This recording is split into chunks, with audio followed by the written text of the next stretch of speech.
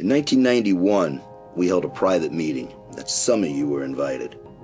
At that time, we had one goal, and that goal was to grow the industrial prison complex. Due to your efforts, prisons are overflowing, beds are filled, and some of us are making loads of money. I guess you're wondering why today, in 2008, I've called another private meeting.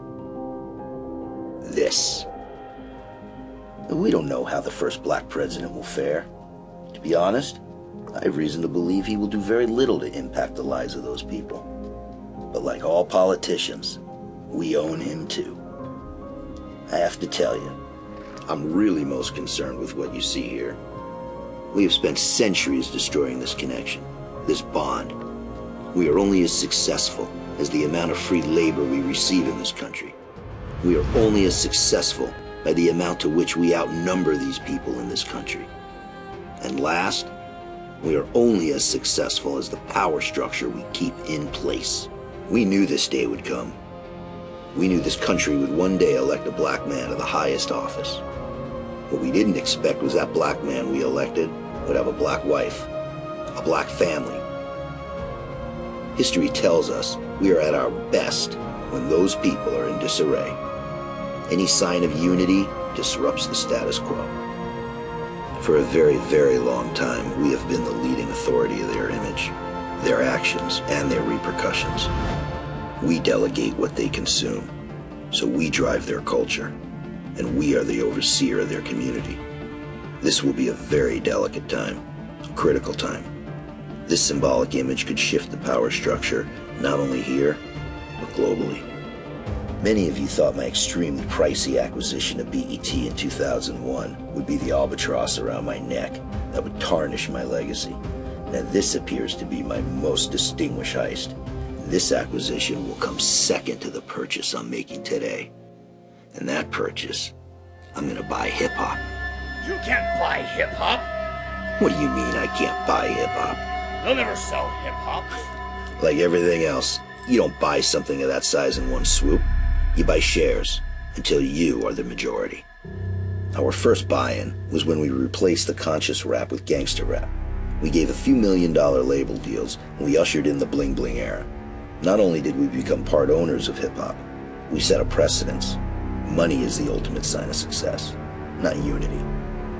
Boss, 2 questions. How and why? Those are good questions. First, let's start with the how. We now own every auxiliary, every channel, every station, every single outlet that reaches black homes in America. Even their blogs have been sold to us. We are in charge of everything they watch, hear, and read. We tell them who to love and who to hate. These people will hate Martin Luther King next year, if we tell them. Through hip-hop, we control their agenda and their activism. We direct their hate and anger. We delegate their leaders and fire their heroes. We control how they view this country and each other. Through hip-hop, we have the power to change what love we feel is acceptable for black people, and what love isn't. And because of this, we control their family dynamics and guide their sexuality. We control what they spend their money on, and what they do with their bodies, and what they put in their bodies. We program their dreams, supervise their aspirations, and determine their occupations. Hip-hop gives us all the tools we need to keep these people in bondage forever. And now the why. Let's start with this. Black, well-educated man, dedicated father, loving, faithful husband, holding the highest job in the world. You see where I'm going with this. Dangerous. What happened to the irresponsible 7-baby mother standing on the street corner selling drugs, black man? Black men are known to be heartless, fatherless, godless, and jobless. Barack is not the norm. If we utilize hip-hop right, hell, we can control them from 6 to 60 years old. How so? First, we must get rid of Everybody Hates Chris, Run's House, and any soul food type show with black husbands and fathers. This will allow us to saturate the market. Everything will be hip-hop. 20 different shows. How to be a hip-hop star, you're the next hip-hop sensation, you're the best lyricist, and so on. Every reality show will be hip-hop based. Every drama episodic will be cloaked in hip-hop. Next, like we killed conscious rap, We kill R&B. No more songs about love and family. Everything is gangster rap. In fact, we need to sign a new slew of gangster rappers. Not like the 90s. These will be real gangsters. Give the biggest murderers in the world 360 record deals. We don't care about your talent. How many people have you killed? You want a record deal now? You gotta kill for it. Next, we begin running a string of drug shows. We start off with a handful at the beginning of Obama's tenure, but by the time he leaves, we must have wall-to-wall drug shows. Every black man must know their options. Sports, hip-hop, drug dealing. That's it. Half of them will sell it, the other half will use it. In addition to an emphasis on drugs, let's highlight these rappers' prison stints. Serving time is no longer bad. It's part of your street cred. It's how we will market you. And now her.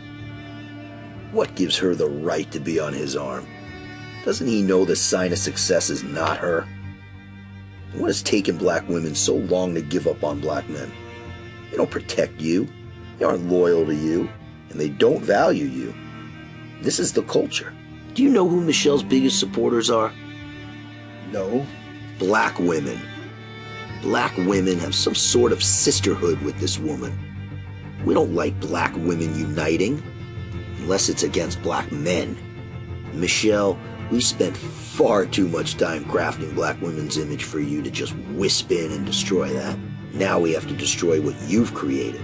Black women will never be a model of self-respect, dignity, or self-control.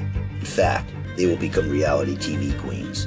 Every time we see black women, we want to see them angry and fighting. And after they beat each other up, I want them to be promiscuous. Very promiscuous. They're loose and they can't be trusted. Let's find the raunchiest female rappers and promote them. We'll make them big. They only need to rap about two things: fighting other black women and sleeping around. Female rappers should have one message. As long as you get paid for it, it's okay. So tell me, who's gonna marry black women now? You will never get away with that! Sure I will. I'll use women's empowerment for cover. And last, the big one. The world is watching. The black family.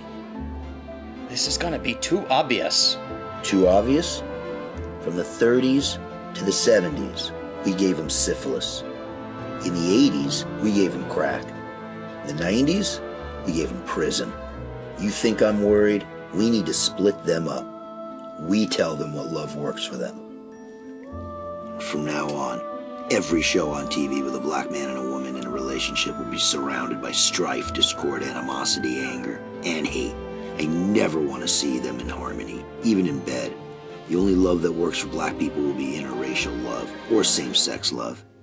All of their commercials from this point on need to be interracial or same-sex as well. All of their shows will now contain both heterosexual and homosexual relationships.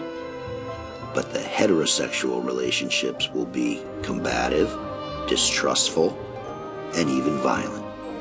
We'll have the same-sex relationships display true love, compassion, and unity. At some point, people won't notice this? Yeah, but what will be their argument? You tell me. Because there's no such thing as anti-heterosexual. And if they try that argument, that actually makes them pro-heterosexual, which now makes them homophobic. And for that, they get canceled. Everywhere black people turn, I want them to see hate. I never want them to feel safe around each other.